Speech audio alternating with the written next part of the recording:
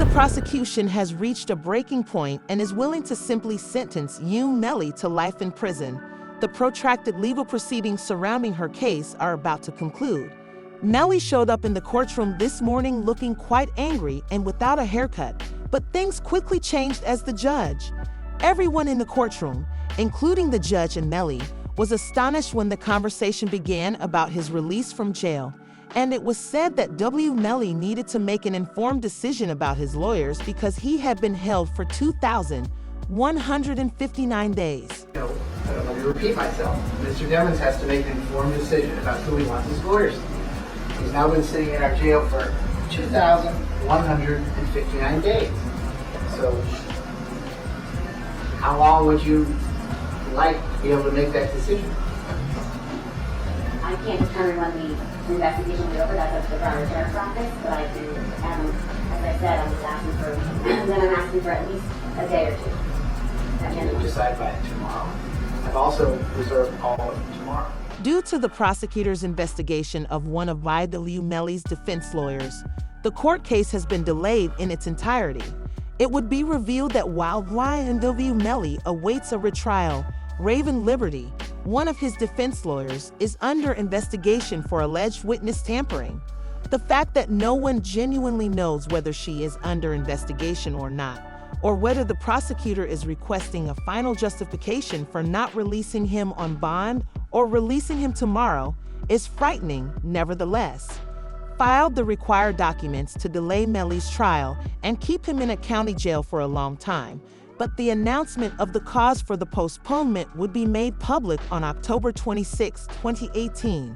According to the prosecution, YNW Melly was accountable for the deaths of Chaser and Jove, but only Melly and Borland are aware of the reality, which is that Melly's ex-girlfriend Maria Hamilton is involved. She was compelled to refrain from testifying in court after the federal authorities discovered suspicious behavior linked to YNW Melly on Maria's iCloud. This is called witness tampering, and whether Melly actually took Sack Chaser and Juvia or not, it entails a life sentence in prison. 6 new charges against Demmons and 2 others who were allegedly involved. The charges include tampering with a witness, directing the activities of a criminal, solicitation or conspiracy to commit tampering, and unlawful use of a two-way communication device. Now, a couple of those charges actually carry a life in prison sentence if there's a conviction. Even though Melly's lawyers might prevail in the case involving Sack Chaser and Juvie's deaths, he would still be facing a life sentence if found guilty of witness tampering. When people in Melly's hometown began discussing the incident with Sack Chaser and Juvie as the feds began looking into Maria, following reports that Maria was driving Melly away from the scene of the crime and was involved in it, WWJV's father looked into the matter on his own. Speaking with people from all across town, he learned that Melly was forcing Maria to attend Melly's initial trial by using code phrases against her. This kind of crazy way that Melly was communicating. He wasn't allowed to use the phone. He was passing notes to people, and then this person's calling this person and then that person. Like to me, they going through extreme measures, trying to cover up or convince people not to testify, like Mariah mom.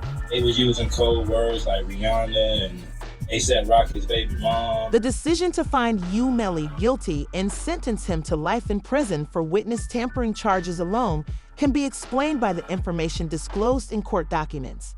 Has been treated in a prison in such a heinous manner, as demonstrated by an interview where Melly's mother stated that he has been forbidden from using a phone or even seeing his own mail, all of which are illegal. My son has not been convicted of anything, and even other inmates that have been convicted or anything, they have the right to use a telephone. They have a right to just to be allowed to write letters to their loved ones, to receive their mail. They hold his mail, they don't give it to him. But it's very serious because if they had hard evidence to support their claims, they wouldn't be banning YNW Melly from using the jail phone if it were true that he was tampering with witnesses. Knowing that Melly may receive a life sentence for witness tampering alone, Jamie King would reveal that she is devastated for her son and feels helpless because he isn't even receiving humane treatment in prison. You saw Melly's statement just saying how he's been hurt, how he's scared for his life. As a mother, how did that make you feel? It's heartbreaking. It made me feel completely helpless. Broward Sheriff's Office definitely needs to be investigated. I mean, they are making up their own rules. We tried to go to court about this situation. The judge really doesn't have any jurisdiction when it comes to the jail, because we actually had a hearing about the mistreatment of him, and the jail they make their own rules. And I don't think that's fair, because I know that they need to answer to someone too. In response, Charleston White stated that YNW Melly should live this way and that he shouldn't receive special treatment just because he is a well-known rapper who is suspected of perpetrating one of the most horrible acts a person can commit. However, the media gave this a lot of coverage, especially from business insiders. The YNW Melly, I'm so happy he in jail getting mistreated. Yeah, I'm so happy he in jail getting mistreated, homie. Homie, when you take a life, homie, you ain't got a right to complain about a motherfucking thing about being mistreated when you done chose to play somebody. As a result of this, drawing the attention of a boy who would discuss Jamie King's recent stress. She real, bro. You know, she real. She's stressed out. I heard she had a. Yeah, she real, and I reached my hand out to him, cause I'm real. Yeah, I reached out to him, bro. I met his mom, and she a good one. In order to keep his chest from being released on bond, Melly's lawyers would use the evidence from the first trial, which showed that Melly texted his ex-girlfriend in real time while at the crime scene, claiming that he was being chased down the street and hiding in a bush. The part where he's saying that someone just shot the car up and was trying to shoot them. So I asked him if he was okay, where he was, and he's like, there's a car coming behind him, like hiding. He was like, there's some, there's some. I think they're still out here or something. So I'm like, are you okay? He's like, I'm okay. I said, well, where are Sack and Juvie? And he said, I don't know if they're in the car. I think they're... Prosecutors admitted during the YNW Melly trial that no firearm was ever found to support the claims that it was a drive-by because the person with the firearm was miles away just minutes later, despite her claims that the only involvement Maria Hamilton had was in trying to save the life of her then-boyfriend. The first thing is I didn't have a firearm, so I can't know which firearm I'm going to use in order to replicate any of my tests. So I can't make tests for this determination because I don't know what was used. Okay. Unfortunately, though, this wouldn't even come close to getting Melly out of jail. I'll explain. The next revelation from the prosecutor most likely sealed YNW Melly's release. They learned that Melly was close to King Vol before he was arrested and before V. Sly passed away. A secret that Melly told King Vol was exposed by a renegade Gold Block member, in which Melly sought V for guidance on how to deal with a situation in which you are being pursued for money by your two best pals, Sock, Jazer, and Juvie. Did Vaughn really tell you that Melly told him that he was two friends? He ain't come out and say, like, we got into an argument. And so, you know, if you know, when people could say something without saying it. And so he told me, like, once I posted what I posted, Vaughn was mad at me. Bro, why you put there, bro? Go out the bam. I'm like, you sitting up here, like, you know the love we got. You do this for us, but you gonna trust that his two friends? And he said, them was trying to extort him. And so I'm like, if they was trying to extort him, then why are you still around? Since YNW is a registered business LLC, Melly and Borland provided services to companies in exchange for cash, such as selling items, doing promotions, and performing concerts. The 4 YNW members would then get an equal distribution of 25% of the funds after they were sent via the YNW company bank account. The fact that Juvie and Soccer Chaser were getting the same amount of money despite doing nothing was apparently something that both Melly and Borland didn't like. Therefore, Melly didn't want. Ye would have advised YNW Melly on how to handle it, and you can probably guess it if you know anything about King Von's past and how he handled his own circumstances. The motive for this was the piece of evidence that the prosecutors had overlooked during the initial trial. This is where things go awry, though, because Mel acknowledged it in a text message sent hours after the incident, and is combined with evidence found on his phone. Easy Gambino kind of asked him if he was okay, and his response was, "I did that," and placed a smiley face emoji.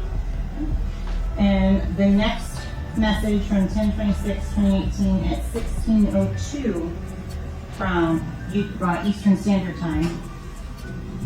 The YNW Melly account says what? After that, SHHH. 6 hours after the crime was done, Melly and Borland responded by making a music video in a nearby parking lot. But Melly's phone also contained a saved video from someone's Facebook Live that showed their reaction.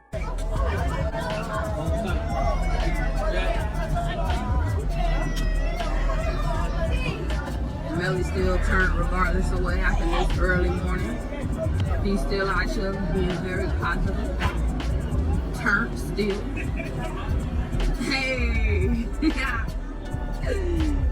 No, still turned. Regardless of what happened, you already know. Following Sergeant Williams' declaration at the initial trial that this could not have been a drive-by, the lead prosecutor examined the physical evidence of the crime, including the Jeep they were driving in. Melly's lawyers claimed that Melly and Borland signed a contract binding them to recording a music video on that certain date, and they were unable to pull out of it at that given moment. Many found it strange that they didn't seem to be all that bothered, given how emotionally Melly handled things. How many rounds were inside the car? 3. From the driver's side back seat. As to the shot that Christopher Thomas, where did that come? Driver's side back seat. My determination was that this is not a drive-by, and it's based upon this picture here at a stationary position when all but one of these rounds are going in. The one round that has some movement in it, which is round site L here, the actually moving in that. Williams' admission that the crime had to have happened inside the automobile prompted YNW Juvie's mother to testify, identifying the person she believes was responsible for the crime from the back left seat. Can you state your name? Your full name for your I'm Leon Phillips. And are you related to one of the in this case? Yes, I am. How so? I'm his mother. And who is that? Christopher Thomas. Ms. Phillips, did you see who entered into the occupants who entered into that gray Jeep? Yes. Do you recognize where your son entered that gray Jeep? Yes. Which seat, if you can identify for the jury? He got in the back seat on the right hand side. Did you recognize the individual that got into the back seat on the left side, the rear driver's side? Yes. And who was that individual? Janelle.